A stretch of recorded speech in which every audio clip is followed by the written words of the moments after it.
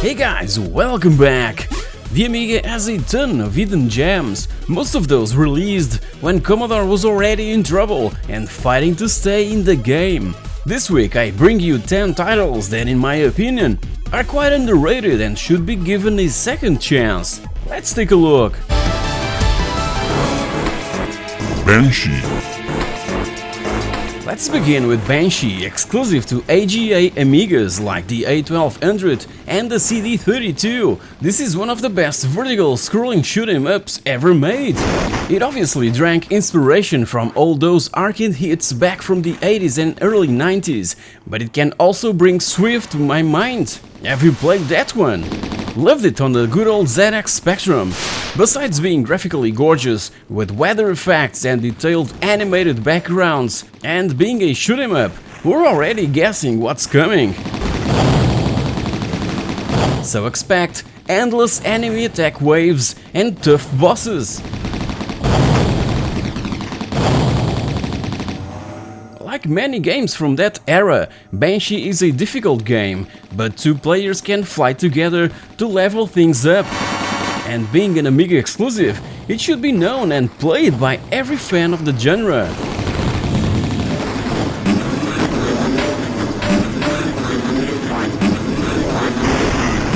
Ruff and Tumble. Another of my favorite exclusives for the Amiga, and another one released in 1994, is Ruff and Tumble, this run-and-gun frenetic platformer with that Turrican, Gunstar Heroes and Metal Slug flavor. We play the role of Ruff Rogers that, while playing around with his marbles, loses one down a rabbit hole. That supposed rabbit hole ends up teleporting Ruff to an alien planet. Isn't this an original plot or what? As said, action is frenetic and gameplay is extremely fluid. It's graphically gorgeous and the enemy characters have this awesome metallic look. There are big bosses, some nice weapons and great music and sound effects. Again, if you're a run-and-gun fanatic, you have to play this one. I've also mentioned it recently in a video related to my 10 favorite run-and-gun video games. Check it out if you've missed it.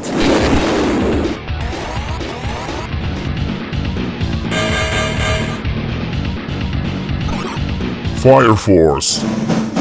Remember the incredible Green Beret? Fire Force can be seen as a sort of spiritual successor that offers everything that fans of, let's say, the original ever wanted, including awesome weapons, hostages, helicopters, medals, terrorists, etc. It obviously drank huge amounts of influence in Vietnam movies from the 80s, and we can see that cinematic influence when, for instance, we blew up a watchtower with an anti-tank weapon, Rambo style. And talking about Rambo, a knife can be also used to silently take down the bad guys, and a helicopter awaits us at the end of the very first level, just like in so many action-packed and Vietnam War-themed movies from that era. The only downside of Fire Force is really the AI of the enemies, but even so, it's a freaking amazing gem, not only on the Amiga, but also on the Atari ST.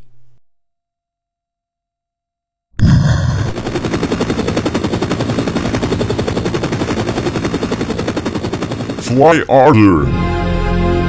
With only 8 levels, Fly Harder is challenging enough to last more than you think. The goal is to safely guide energy spheres across the map to overload reactors. For that, we control a spaceship that is constantly being affected by gravity. As you might imagine, controlling the ship is a true challenge, so imagine when one of those spheres is attached. Its inertia will bring an even greater challenge. Keyboard control remapping was common on 8-bit home computers like the ZX Spectrum, but on the Amiga was quite an unusual feature. And a year later, there was also a CD32 edition, but just like practically all releases for that console, the CD version differs little from the floppy release.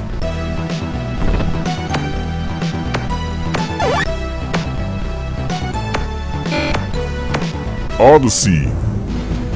By 1995, everyone was already playing Doom 2 and all clones available, but that didn't stop Audiogenic to bring this 2D game named Odyssey, a platformer with a twist.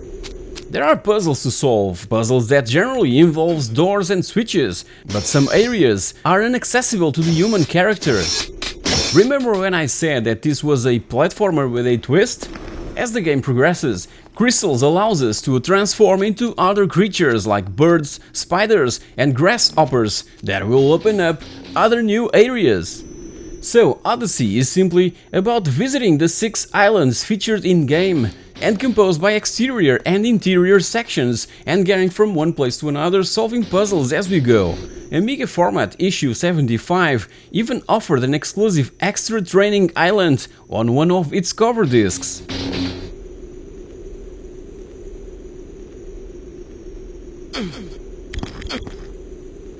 Deliverance. Deliverance is a sequel to Stormlord and was originally intended to be a straight port from the C64 version. But the developers had something special in store for the Amiga game, which involved larger levels, massive sprites and incredibly detailed graphics, similar to what we could find in Gods from the Bitmap brothers. It's nothing more than a hack-and-slash action platformer in where we control this mighty warrior known as the Stormlord, fighting his way through these levels, killing weird monsters, bats and spiders crawling up the walls and along the ceilings. But if you thought that this would be a hack-and-slash platformer from beginning to end, wait till you reach the later levels. Scrolling shoot-em-up fans, rejoice!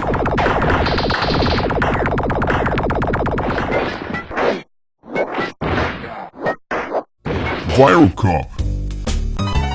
If you've played Uridium and Paradroid back in the 8-bit glory days of home computing, you're obviously familiar with GraphGold's amazing work, so it was with no surprise that the 16-bit technology would be a gift from the gods for such a talented developer.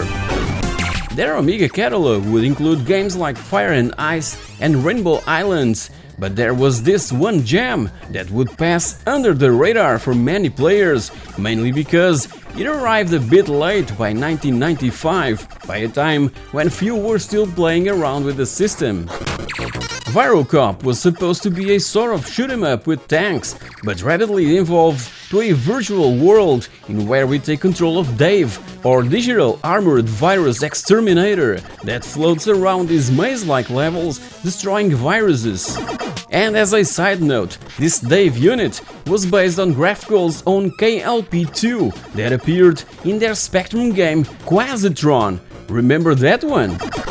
It was initially developed for the Amiga 500, but there was also an enhanced AGA version for the Amiga 1200, which included a whole new world. It was GraphGold's final and exclusive game for the Amiga.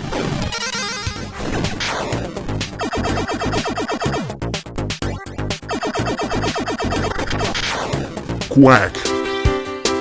Quak is a cute platformer designed by Jamie Woodhouse and initially released in '89 for the BBC Micro and the Acorn Electron.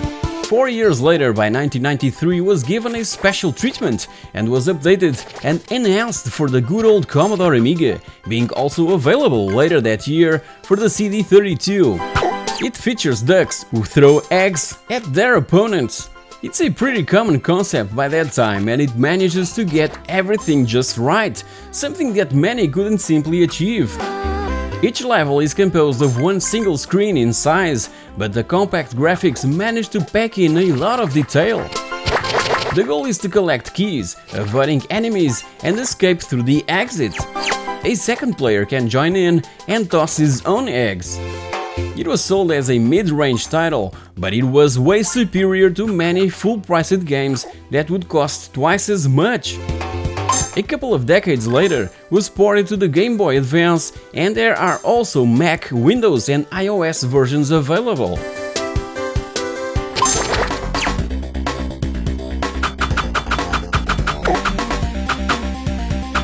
Flood. Bullfrog is normally associated with names like Populous, Syndicate, Powermonger and Theme Park, but from Peter Molyneux's company also came by 1990 Flood, this curious platform game that also saw a simultaneous Atari ST release. Bullfrog tried something different with this one, experimenting new gameplay styles, also featuring a peculiar sense of humor. We control a character named Griffey, who lives underground in a series of sewers and tunnels. But the game is named Flood, cause water rises, filling the levels and eventually causing Griffey to drown. The aim is to collect pieces of rubbish and escape. That's it! But being labeled as platformer, our character can climb up walls and across ceilings as well as leaping about. As you've probably already noticed, there are a selection of weapons available that includes a flamethrower, a boomerang, a shuriken, dynamite and even grenades, which can be used to fight a strange array of enemies. A mysterious ghost follows our exact path and must be avoided at all costs. It all adds up to a slightly bizarre game with an unmissable end sequence that I won't be showing here. Play it, you'll be amazed.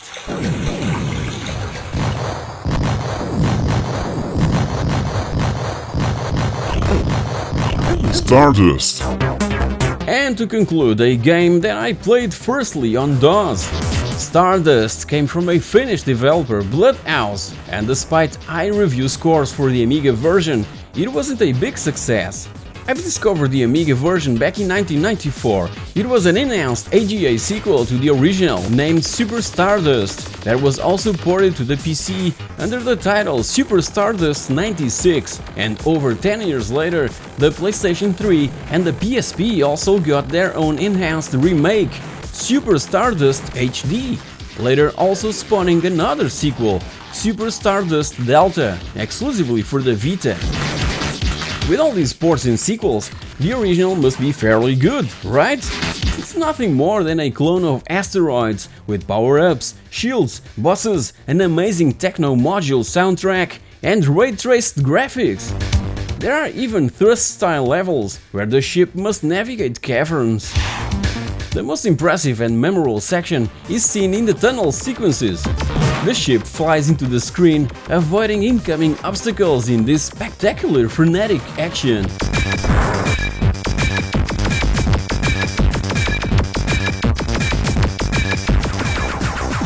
So guys, here you have it, 10 highly underrated Amiga games that no one talks about. And let's face it, besides these, every single Amiga exclusive is also a totally underrated piece of software. So don't forget to check my videos related to Amiga exclusives, and obviously you're free to share your thoughts and point out a few more games down in the comment section below. Also, and if you've enjoyed this particular video, please like, share, subscribe and click on that notification bell to grab all my upcoming content. Thank you very much for watching, and I'll see you all in my next video. Cheers!